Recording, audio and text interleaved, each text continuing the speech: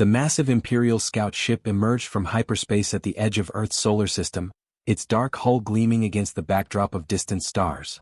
The ship, a sleek and formidable presence, glided through the vacuum as its crew of highly trained scouts prepared for a routine inspection. The Empire, with its 10,000-year history, was a far-reaching entity, and the scouts were accustomed to exploring new systems and cataloging the species within. As the ship approached, their advanced monitoring systems picked up a flurry of activity. The scanners were busy with data, and on their screens the crew observed Earth, a blue planet not unlike many others they had surveyed before. The system was marked for a standard inspection, but what they found was unexpected. Observer Davis, a scout with purple eyes that glowed faintly in the dim light of the control room, narrowed his gaze as he analyzed the readings. "Primitive ones, but there are so many of them," he said, his voice tinged with surprise. His fingers moved across the console, highlighting the energy readings that came from the surface of the planet. "These are beyond basic industrial levels, but they are still primitive.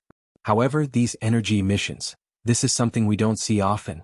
He paused, scanning deeper. "Life signs, billions of them," Davis continued, his tone reflecting the growing complexity of the situation. The scout commander, sitting behind him, stiffened and glanced at the readings. The life signs were undeniable, the numbers staggering. The crew had expected to find a backward civilization on this remote world, but they were detecting a level of technology far beyond what their databases had indicated. The scout commander sat back in his chair, a deep furrow forming on his brow. In the 10,000 years of the Empire's expansion, they had encountered many species, but few had achieved spaceflight independently, let alone at this stage of development. This was no ordinary discovery. There was something different about this planet, and it piqued the curiosity of the Empire's finest scouts. The commander's voice was measured, but with an edge of command. "Prepare to send our findings back to Imperial Command. This is no routine inspection." Back on Earth, the first signs of the alien presence came through civilian telescopes. At first, they were a distant anomaly, a moving dot in the sky. But as the object grew larger, the calculations were made. Something massive was entering the solar system. Within hours, every major news network broadcast the same message, and humanity's collective breath was held in awe and fear. "We are not alone." The United Earth government convened an emergency session in their underground facility in Geneva. Military leaders, politicians, and scientists gathered around a massive circular table, their faces illuminated by the glow of holographic displays showing the alien vessel. General Williams, an experienced military leader with a face worn by years of service, spoke first. "They're just sitting there," he said, his weathered face tight with concern. "They're watching us." "Then let's give them something to watch," said Admiral Walker, stepping forward and addressing the room. Despite his 60 years, his posture was firm and unyielding. "I suggest we show them that we know they're there, a measured response, professional military. We will send them a message." The room fell silent as the leaders quickly processed the information, weighing their options. Humanity had spent decades preparing for the possibility of first contact. They knew the risks, and they knew that they had to make a show of strength, even in the face of the unknown. Within 24 hours, Earth's first official contact message was broadcast toward the Imperial vessel. It was simple but clear, mathematical sequences followed by basic language primers. The message was humanity's traditional first contact protocol, meant to convey peace, curiosity, and readiness for dialogue. It was a direct invitation to communicate, not to submit or be intimidated. But the Empire's response came much faster than anyone had anticipated. The Imperial vessel descended into Earth's orbit with little regard for Earth's military satellites, broadcasting a message that made the air in Geneva's command center grow thick with tension. The transmission was broadcast simultaneously in every human language. "Greetings, primitive species," the voice echoed across the globe. "Your world has been noticed by the eternal Galactic Empire. Prepare for inspection and integration." The message was clear and cold, marked by the unmistakable arrogance of a civilization that had ruled the galaxy for millennia. It wasn't an invitation, it was a decree. The tone struck fear into the hearts of Earth's leaders, but Admiral Walker's voice, when he spoke, was dangerously quiet, a reflection of the tension in the room. "They haven't done their homework, have they?" he said with a grim smile, recognizing the arrogance in the Empire's words. The Empire's delegation arrived 3 days later, landing their shuttle in the designated zone outside Geneva. They emerged from the craft wearing ornate armor that looked more decorative than functional, their tall, purple-skinned forms towering over the human crowd that gathered behind security barriers. The sight was strange and intimidating, drawing gasps from the onlookers who had never seen such an alien presence. The Imperial ambassador, flanked by his guards, approached the human delegation with an air of casual superiority. His translator device hummed as he spoke, the language clear in its mechanical precision. "We are pleased to see you maintained adequate order during our arrival," the ambassador said, his voice carrying the unspoken message that he found humanity's display pitifully ordinary. "The Empire will expect the same level of compliance during your species integration process." Admiral Walker stood tall, his diplomatic smile tight but controlled. "Perhaps we should discuss terms first," he said, his voice calm but firm. "Earth has its own laws and sovereignty." His words were measured but forceful, a direct challenge to the Empire's assumptions of control. The ambassador's laugh, high-pitched and condescending, broke the tension. "Laws, sovereignty? Your species has barely reached your own moon," he scoffed. "The Empire has ruled the galaxy for 10,000 years. We have encountered hundreds of species like yours. The process is simple. You will submit, or we will make you submit." The words hung in the air for a moment, before a child's voice suddenly piped up from the crowd, cutting through the tension.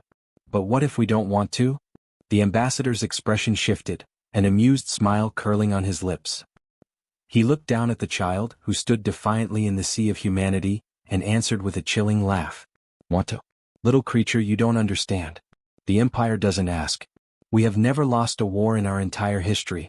Admiral Walker's smile shifted then, becoming something darker, older, and predatory. "Never lost a war?" he repeated softly, his voice thick with meaning. "That's because you've never met humans before." Behind him, General Williams was already activating Earth's military protocol. With a quick motion he sent a coded message to all military commands. "Protocol Thermop is now active. All units to battle stations. This is not a drill, ****, the time for negotiation was over." The Empire was about to learn what humanity was capable of. The meeting room in Geneva fell into a tense silence as Admiral Walker, standing before the Imperial delegation, made his next move. Behind him, a massive screen came to life, displaying images that told the story of humanity's journey from the past to the present. "Before you make any final decisions about Earth," Walker said calmly, "we would like to show you something." The Imperial delegation looked at the screen with indifferent expressions, their boredom evident. "If this is another display of your primitive achievements, the ambassador began, but Walker cut him off. "No," he said firmly, "this is a warning." The screen flickered and old footage began to play, carefully restored images of World War II, the beaches of Normandy, 1944, tanks rolling across the deserts of North Africa, aircraft carriers cutting through vast oceans, nuclear explosions lighting up the skies. "This was us," Walker explained, his voice steady and unwavering. 200 years ago. The Imperial delegation shifted uncomfortably as more images appeared. Modern warfare, orbital defense platforms, the Mars colonies, underground cities, quantum computing facilities. "This is us now," Walker continued. 2 centuries, that's how long it took us to go from fighting with primitive firearms to reaching the stars. One of the Imperial officers squinted at the images. "Your progress is impressive," he admitted, his arrogance tempered by surprise. "But you are still nothing compared to us." Walker's eyes locked onto the officer. "You haven't seen anything yet," he said, his voice filled with quiet confidence. The game had changed. The scientists leaned forward, their expressions a mix of disbelief and awe.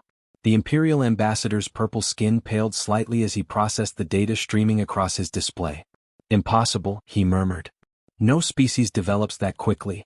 Admiral Walker smiled, a thin, knowing smile that spoke volumes. "We do," he said simply. "Would you like to know why?" With a deliberate motion, he pressed another button. The screen flickered, changing from images of human military installations to something entirely different. New footage began to play. It showed wars fought throughout human history, wars between humans. The ambassador and his aides watched in stunned silence as the grainy footage rolled, images of battles, of carnage, of cities burning, and of soldiers fighting in the name of ideas, of territory, of survival. "This is who we are," Walker continued, his voice calm and measured. "Humans never stopped fighting. We've had peace, yes, but we've never stopped preparing for war." He let the words linger, each one settling heavily on the room. The ambassador's translator device crackled with his response.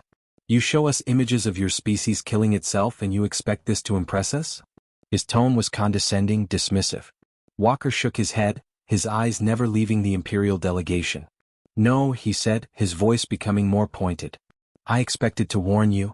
He paused for a moment before continuing, his words deliberate and weighty. You see, there's something unique about humans. When we fight each other, we advance. We innovate. We adapt. The room went quiet as the full impact of his statement hit the Imperial officers. Walker continued, every war made us stronger, smarter, more dangerous. He allowed the silence to hang in the air for a moment, letting his words sink in.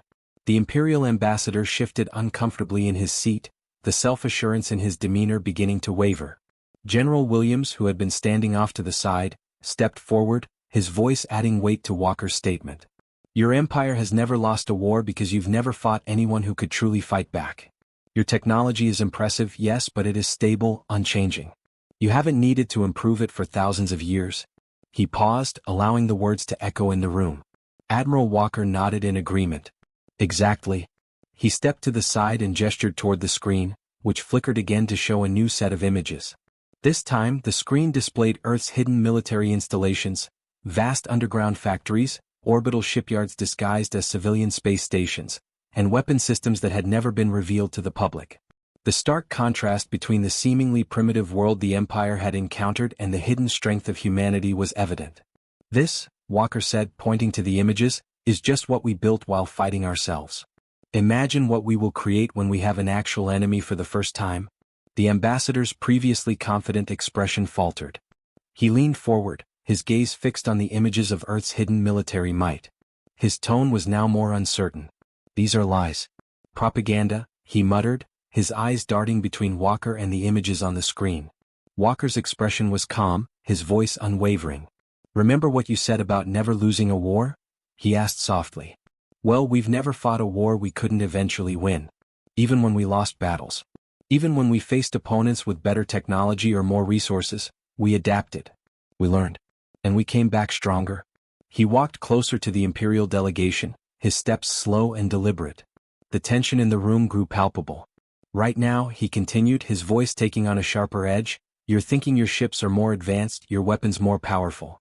And you're right. But ask yourself this, how long will that advantage last once we start fighting back? How long before we understand your technology, before we improve it? The room was completely silent now. The Imperial scientists were whispering urgently among themselves, their eyes fixed on the display of human military advancement rates, the staggering speed at which humanity had evolved. It was clear that something had shifted. This wasn't just about technology. This was about a mindset, a culture of constant adaptation born from centuries of war. This isn't a threat, Walker said softly, breaking the silence. This is a genuine warning from one intelligent species to another. If you start this war, you won't just be fighting our weapons. You'll be fighting our entire history. Every lesson we've learned from thousands of years of warfare. Every innovation born from conflict. Every strategy tested in blood. He turned off the screen, leaving the room dimly lit, the weight of his words hanging in the air like an unspoken challenge.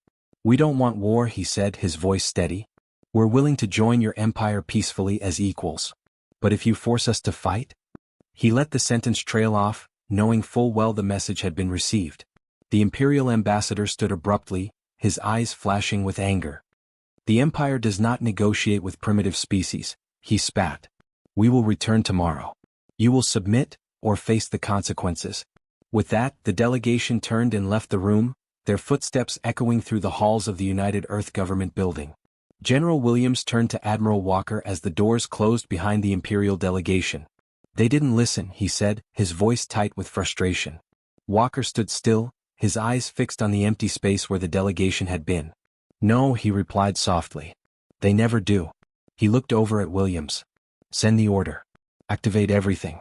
If they want to learn about human warfare the hard way, we'll give them a lesson they'll never forget. Within minutes, hidden defense systems across Earth began to power up. In underground bases, soldiers moved to their stations, ready for the battle that was now inevitable. The Empire had underestimated humanity, and now it was about to learn just how much of a mistake that had been. At dawn the next day, the Imperial fleet arrived. 500 warships, each one emerging from hyperspace with a deafening roar. The ships were massive, their hulls blocking out the stars as they loomed over Earth. Each vessel was larger than Earth's biggest cities, their golden armor gleaming under the sunlight. Across the planet, Millions of people watched in silence as the first wave of humanity's alien invasion began. In the United Earth Defense Command Center, deep beneath the Rocky Mountains, Admiral Walker stood before the tactical display, his eyes calm despite the overwhelming odds. "They brought enough ships to conquer 10 planets," General Williams observed, standing beside him. "They want to make an example of us." Walker nodded, his expression still calm. "Status of our visible defenses?"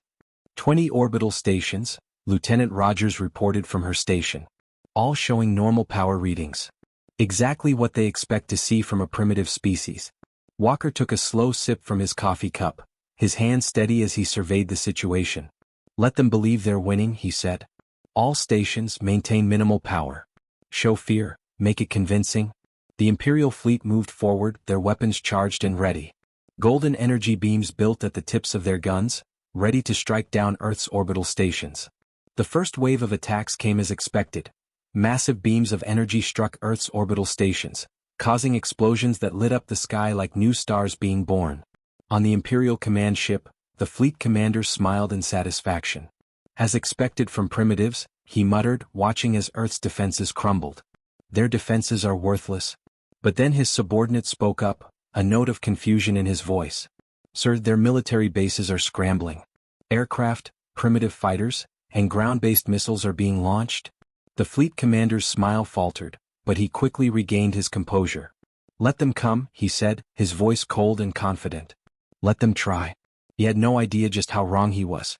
The Imperial forces, confident in their overwhelming might, watched as Earth's visible military forces scrambled to respond. From the moment the first signs of resistance appeared, jets streaking across the sky, firing missiles that barely scratched the shimmering shields of the Imperial fleet, it was clear to the Empire that Earth was a primitive world struggling to fight back. Ground-based defenses launched everything they had, creating a dazzling but ultimately ineffective display of firepower. The Imperial fleet, 500 ships strong, continued its slow and deliberate descent into Earth's atmosphere, moving in perfect formation as they prepared to begin the ground invasion. But Admiral Walker, calm and composed, finally placed his coffee cup down on the console. His eyes, focused and sharp, remained steady as he gave the orders. "They're in position," General Williams reported. "All ships are inside the atmosphere." Walker's eyes narrowed slightly as he pressed a single button on his command console. The words he spoke next would change the course of the battle. "Execute Operation Thunderbolt." At that moment, all over Earth, hidden bunkers opened up from the depths of oceans, concealed bases activated, and cloaked satellites powered up. It was the moment the Empire had unknowingly walked into a trap. The first sign that something was wrong came when the Imperial fleet's shields began to flicker. The Empire's advanced sensors, designed to detect and counter energy weapons, were blind to Earth's specially designed electromagnetic pulse (EMP) weapons. The Imperial commander barked orders, demanding a status report as his ship's systems began failing. "Unknown energy pattern," his science officer shouted in alarm. "It's not in any of our databases. Shields are failing across the fleet." Chaos spread among the Imperial ranks, but Admiral Walker's voice, clear and commanding, broadcasted across all Imperial channels. "You thought we would put our real defenses where you could see them? Humanity learned about deception thousands of years ago. The Empire was caught off guard." Across Earth's surface, hidden orbital launchers fired thousands of kinetic penetrators. Simple tungsten rods accelerated to near relativistic speeds. With the Imperial fleet's shields now compromised, the rods tore through their ships with devastating force. In mere moments, 20 Imperial ships were obliterated. Lieutenant Rogers, monitoring the situation, reported, 50 more have lost power and are falling from the sky." The Imperial fleet, once so proud and precise, was now in disarray.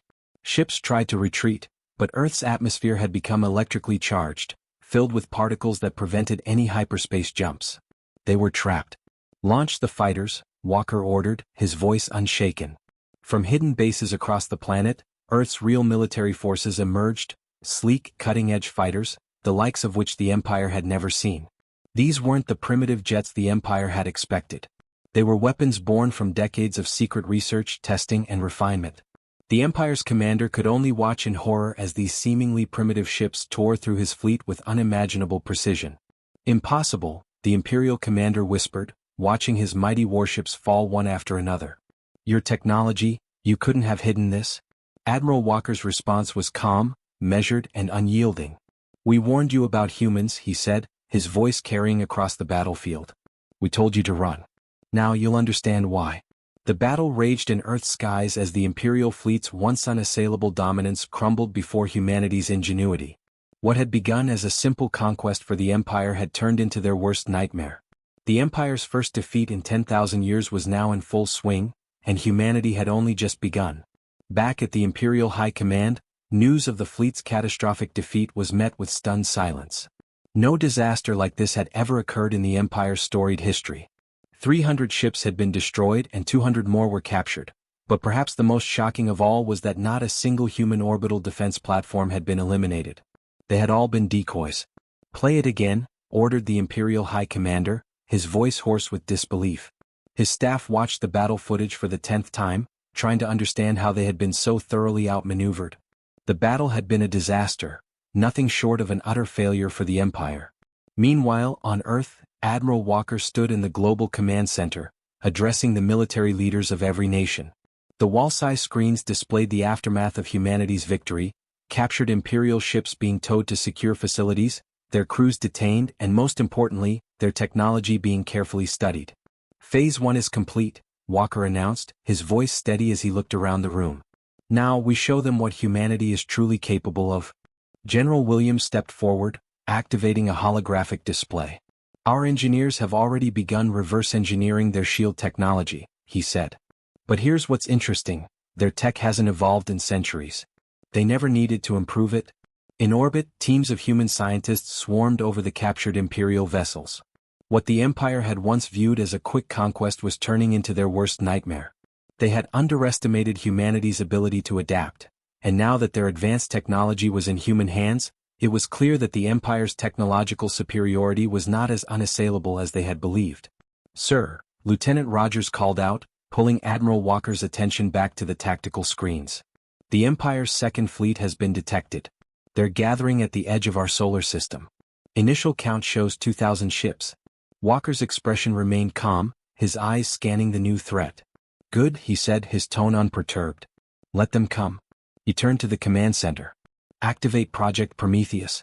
Deep beneath the Pacific Ocean, in a facility so secret that even most world governments didn't know of its existence, a quantum computer core powered up. Humanity's secret weapon, an AI designed specifically for warfare, was online. It was built using technology that the Empire couldn't even begin to comprehend. "Project Prometheus Online," the AI's calm voice announced through the speakers in the command center. "Analysis of Imperial tactics complete. Their battle formations haven't changed in 4,000 years. Their response patterns are predictable." Walker nodded, his gaze steady and confident. The second fleet was approaching with caution, their sensors scanning for the weapons that had destroyed the first attack force. But humanity had already changed its tactics. "Launch the Ghost Fleet," Walker ordered. From hidden shipyards on Mars and beneath Earth's oceans, humanity's real warships emerged. They were smaller than the Imperial vessels, but they incorporated both human innovation and stolen Imperial technology. Each ship was controlled by a branch of Project Prometheus, its AI reactions far faster than any living pilot could manage. The Imperial Admiral of the Second Fleet watched in disbelief as his sensors detected the human ships. "Impossible," he muttered. "They're using our own shield technology, but it's been modified. Enhanced?" It wasn't just enhanced, it was beyond anything the Empire had ever expected. The Empire's Second Fleet was about to experience what had already become undeniable. Humanity had learned the art of war not only through battle but through continuous evolution and innovation. The Empire had just made their second grave mistake in under a week. Admiral Walker's voice echoed across space, transmitting a message to the retreating Imperial fleet. "Improved. You gave us the foundation and in just days we made it better. That's what humans do." The battle that followed wasn't even close. Humanity, with its rapidly evolving technology and tactics, overwhelmed the Empire's mighty fleet. The Ghost Fleet, humanity's secret weapon, moved in ways the Empire had never encountered before, using tactics and strategies developed through thousands of simulated battles. Project Prometheus, humanity's quantum AI, predicted every Imperial response before it happened. The Empire's ships found themselves outmaneuvered and outsmarted at every turn, as the Ghost Fleet shifted its tactics faster than the Empire could react. As the battle raged on, it became clear to the Empire's command that they were facing an enemy unlike anything they had ever encountered before. Enemy ships targeting our lead vessels, reported Project Prometheus, adjusting shield frequencies, deploying countermeasures they haven't even invented yet. The humans were adapting during the battle itself. With every Imperial move, humanity's weapons and defenses evolved in real time to counter the Empire's tactics. The human ships, small but fierce, seemed to anticipate every move the Empire made, making the battle feel like a one-sided slaughter. "Sir," Lieutenant Rogers reported, "the enemy fleet is retreating. 80% of their ships are destroyed or disabled. No casualties on our side." Walker, standing stoically before the tactical display, glanced at the assembled leaders from across the globe. Their eyes, full of disbelief, were locked on the report of humanity's stunning victory. Walker, however, was already looking beyond the present. "Now they know," he said quietly. "But this isn't over. The Empire won't accept defeat so easily. They'll come back with everything they have." General Williams smiled grimly, unfazed by the Empire's retreat. "Good. More ships to capture. More technology to improve." In the debris field left by the shattered Imperial fleet, human ships moved quickly, collecting samples, salvaging debris and capturing prisoners. Every piece of Imperial technology would be carefully studied, analyzed, and eventually turned against its creators. Project Prometheus spoke again, its calm, almost clinical voice filling the command center. "Based on Imperial communication patterns, they will launch a full-scale invasion within 1 month. Probability of human victory: 98.7%? Walker nodded thoughtfully. The battle was won, but the war was far from over. He turned his attention to the tactical display showing human forces spreading across the solar system. The Empire's defeat was not going to remain a simple victory for humanity, it was only a first step. "Activate Phase 3. Operation Starfall," Walker ordered. Humanity's true strength was beginning to reveal itself. The sleeping giant was no longer dormant. It was awake and it was hunting. On the Imperial homeworld, a tense atmosphere filled the War Council chamber. Once a place of calm planning, it now buzzed with angry voices and fearful whispers. The Imperial High Commander stood at the center of it all, slamming his fist on the table in frustration. "They're fighting like barbarians," he spat, his voice shaking with disbelief. "They don't follow any proper rules of war." The central display in the chamber showed footage of their latest defeat playing on an endless loop. 3 star systems lost in 7 days, Imperial ships destroyed, captured, and their most advanced technology now in human hands. Meanwhile, in deep space, a small human stealth ship drifted silently along an Imperial supply route. Inside, Commander Taylor and his crew watched their targets through advanced sensors. The ship's sensor operator leaned forward, his voice barely a whisper. "Enemy supply convoy approaching. 20 cargo ships, 5 escorts." Taylor smiled, his expression cold and calculated. "Just like Earth's old submarine warfare. They never learn." He pressed the comm button, his voice steady. "All ships in position." From the darkness of space, confirmations came from 5 other hidden vessels. It was 6 human ships against 25 Imperial targets. To the Empire, such odds would be suicidal. To humanity, it was just another Tuesday. "Execute Plan Wolfpack," Taylor ordered. The human ships struck from multiple directions at once.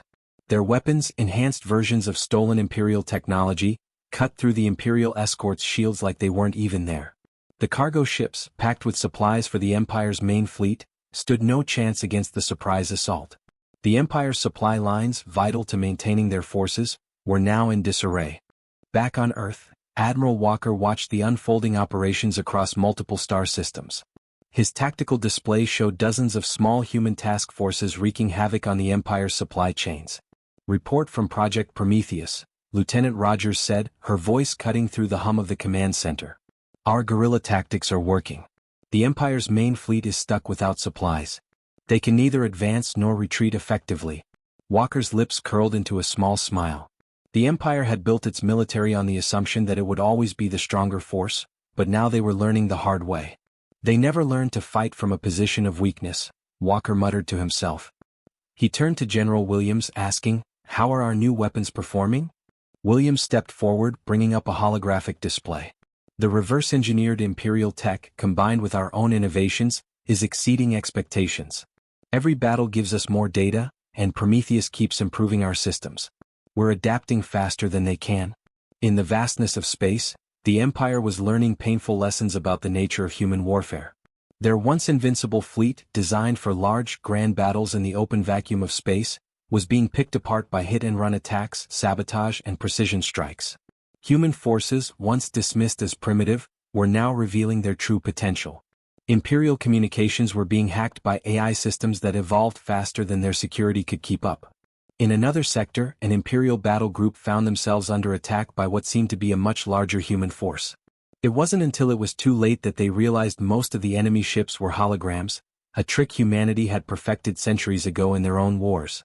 "This is madness," the Imperial fleet commander shouted as another supply base reported its destruction. "They're not fighting properly. They hide, they trick, they strike and vanish." Through their quantum communication network, Project Prometheus coordinated every human ship with perfect precision. The AI, having studied every war in human history, combined ancient tactics with modern technology to create a nearly unbeatable fighting force. "Sir," Lieutenant Rogers reported to Walker, "the Empire is pulling their forces back to protect their core worlds. They've lost control of the outer systems." Walker smiled, his voice calm but firm. "Just as expected. They're learning that size doesn't matter if you can't bring your force to bear." He turned back to the tactical display. Launch Operation Thunder Run. Across 3 star systems, human forces suddenly changed tactics. What followed was nothing short of a nightmare for the Empire. The Empire had underestimated humanity at every turn, and now they would learn just how costly their mistakes had been. Small stealth ships, initially thought to be mere scouts, began to merge into larger, highly coordinated battle groups. This sudden shift in tactics was a deliberate move by humanity to sow confusion within the Imperial command. The Empire, used to predictable enemy formations, had been caught off guard, thinking that humanity was preparing for a massive battle. Instead, Admiral Walker's true plan was much more complex and subtle. "They think we're gathering for a major battle," Walker explained calmly to his staff. "Instead, at this moment hundreds of small automated drones are being launched from our ships. Each one carries a payload of advanced electronic warfare systems. As they scatter across Imperial space, their defensive networks will begin to collapse." Project Prometheus, the quantum AI behind humanity's war strategy, reported success across multiple fronts. All projects reporting success, Prometheus announced with its usual mechanical calm. "Imperial command and control systems are compromised. Their coordination is failing.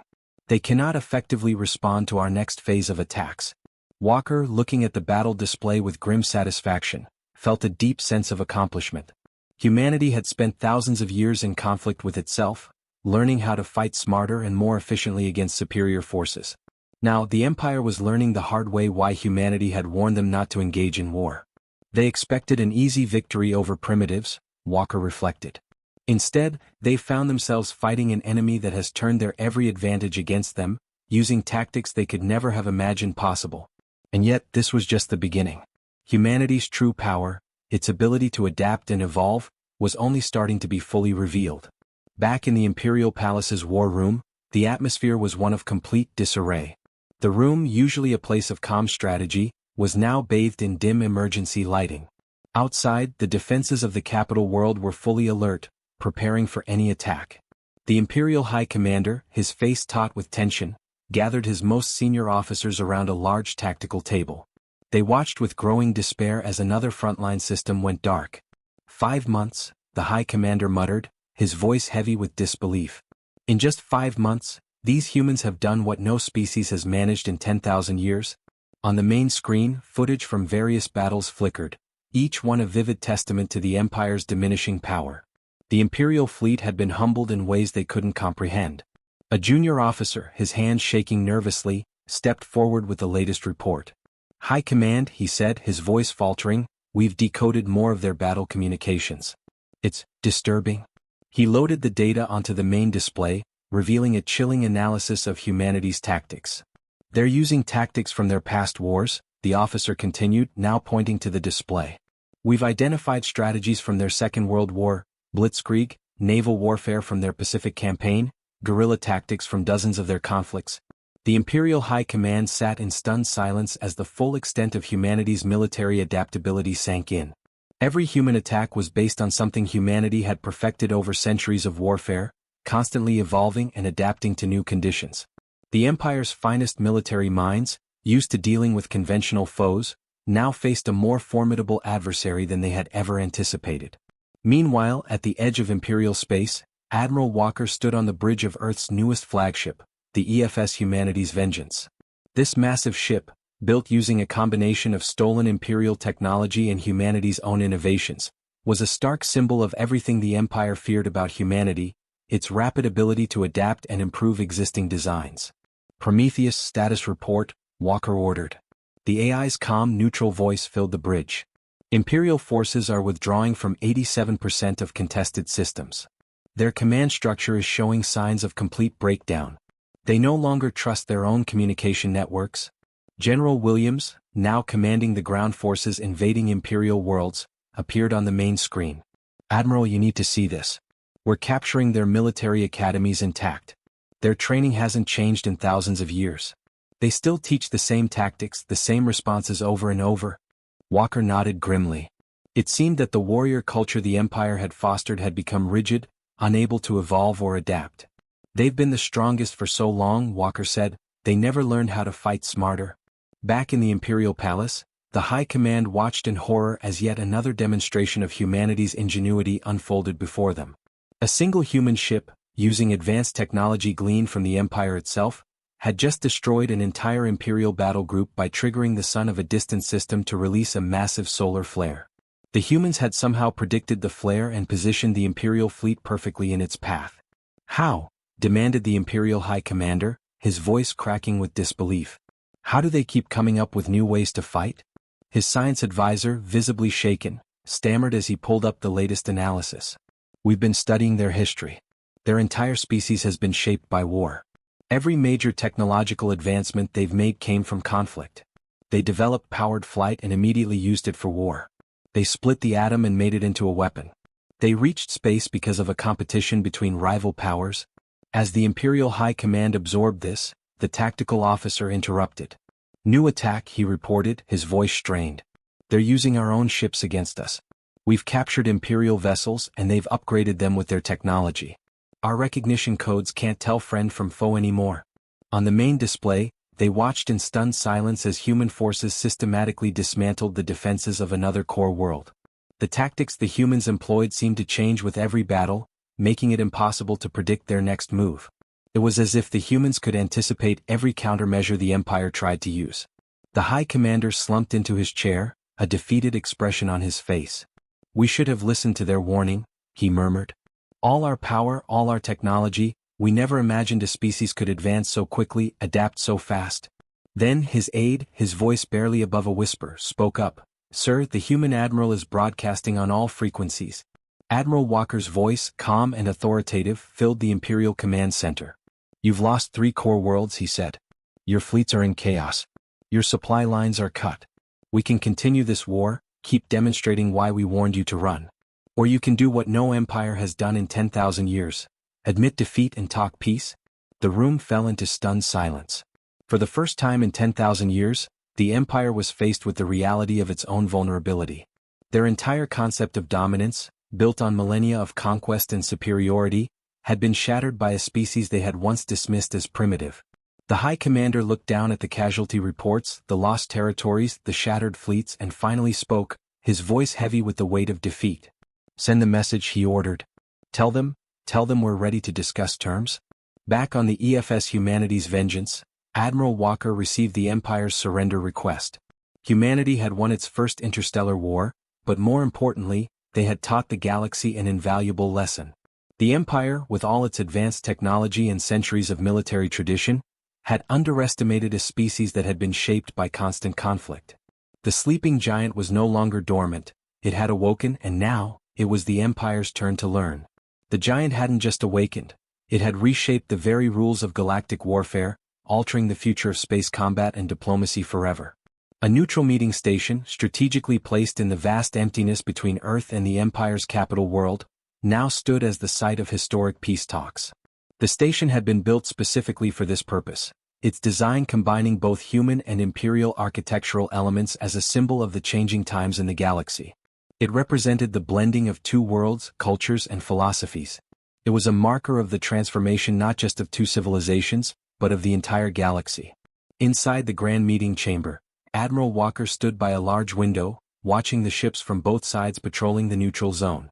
The peaceful image of the ships gliding through space contrasted sharply with the earlier days of bitter war, and yet this very contrast highlighted how far humanity had come.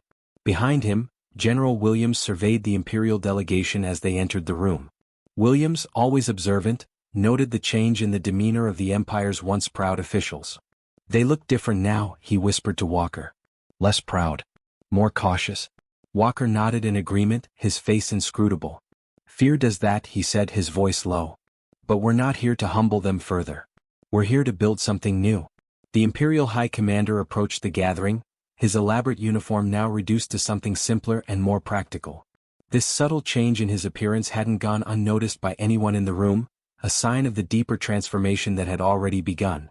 The High Commander's staff followed him closely, each one carrying data tablets showing the full extent of human military innovations over the past 6 months. Before the peace talks began in earnest, the High Commander spoke, his translator converting his words. "I must know," he said, his tone a mix of curiosity and disbelief, "how did your species advance so quickly? Our best ships, our strongest weapons, you took them and made them better in weeks. How?" Walker turned to the delegation's technical team, led by Project Prometheus's human interface. "We had help," Walker explained simply. "Your technology was impressive, but it was static, unchanged for centuries. We asked questions you stopped asking long ago. How can this be better? What if we tried something new?" The High Commander's question had struck at the core of humanity's rapid advancement. It wasn't that humanity had superior resources or technology, but that it possessed the ability to adapt, to push beyond limits, and to learn quickly from its mistakes.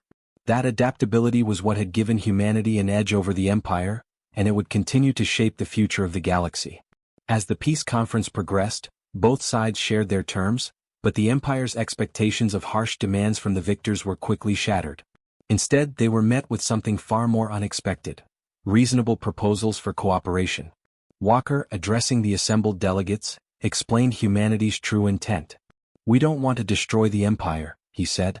"We want to help it evolve. Your stability has helped the galaxy in many ways, but stability without adaptation is just stagnation." The Imperial scientists, who had once seen humanity as inferior and primitive, were now captivated by the potential for collaboration. Project Prometheus, which had revolutionized warfare, quickly became the subject of intense interest. The AI system had proven its worth on the battlefield, but its real value lay in its ability to solve complex problems and drive innovation. The Imperial representatives, once confident in their technological superiority, now found themselves in awe of the possibilities that could be unlocked by working with humanity. "The Empire has ruled through strength," the AI's human interface explained to the Imperial delegation. "Humanity has survived through adaptation. Together, we could do more than either of us could alone." The words rang true, offering a glimpse of a future where the strengths of both civilizations, human ingenuity and the Empire's vast resources, could be harnessed to build something greater than either could achieve independently. Days passed and a new galactic order began to take shape. The Empire would remain a powerful force in the galaxy, but it would be transformed. No longer would it simply demand submission from new species. Instead, it would evaluate each civilization's unique strengths, striving to help them develop rather than crush them beneath its heel. The High Commander, reflecting on the shift in thinking, admitted during the final session, "We were wrong about primitive species. We thought advancement could only happen one way, our way. Humanity showed us how dangerous that thinking was." His admission was a humbling moment for the Empire, one that recognized the flaws in their previous approach. The treaty that followed became known as the Walker Accord, a monumental agreement that would reshape galactic civilization for generations to come. The terms of the treaty were groundbreaking, a radical departure from the Empire's previous policies. 1. All sentient species would have the right to develop independently, free from the Empire's domineering influence. 2. The Empire would shift from conquerors to peacekeepers, using its immense resources and military power to stabilize regions in need, rather than subjugating them. 3. Human innovation would be shared, helping to modernize imperial worlds and raising their technological level to be on par with humanity's advances. 4. A new council would be formed, one that represented all species, giving voice to civilizations of all backgrounds, ensuring their interests were heard and respected. 5. Project Prometheus would help guide and control technological advancement, ensuring that progress was made responsibly, without the same mistakes of unchecked growth that had led to the Empire's overreach. As the delegates prepared to depart, a young Imperial officer approached Walker. "The Empire's children are asking questions now," the officer said quietly. "They want to know how humans fight, how you think, how you change so quickly. Some are scared." Walker smiled slightly. "Good," he replied. "A little fear is healthy. It keeps you thinking. It keeps you improving. But tell them this, humans don't just know war. We also know peace. We've learned the value of both." Back on Earth, celebrations marked the end of humanity's first interstellar conflict. But even as the fireworks lit up the skies, work continued behind the scenes. Humanity's victory in the war wasn't just about winning. It was about ensuring the galaxy would never return to the old ways. The Empire might have learned its lesson, but the galaxy was vast and other threats might emerge. General Williams, watching the final peace ceremony, turned to Walker. "Will they remember?" he asked, his tone grave. "Will they remember why we warned them to run?" Walker's gaze remained fixed on the tactical display showing human ships already helping modernize Imperial defenses. "They'll remember," he said confidently. "And next time someone discovers a primitive species, they'll remember Earth. They'll remember what happened when the Empire didn't run." Project Prometheus's final analysis flashed on the screen in the underground command center. Probability of lasting peace, 87.3%. Probability of improved galactic civilization, 92.1%. The numbers were promising, but the future was never certain. Humanity's first galactic war had ended, but the true challenge was just beginning, building a lasting peace and a better future for all sentient beings in the galaxy. As the sun set on humanity's first day as a recognized galactic power, Admiral Walker raised a glass with his staff. They had warned the Empire to run. The Empire hadn't listened. But from that mistake, a better future would emerge, one where strength came not from power alone, but from the ability to adapt, change, and grow. The sleeping giant was awake and the galaxy would never be the same again.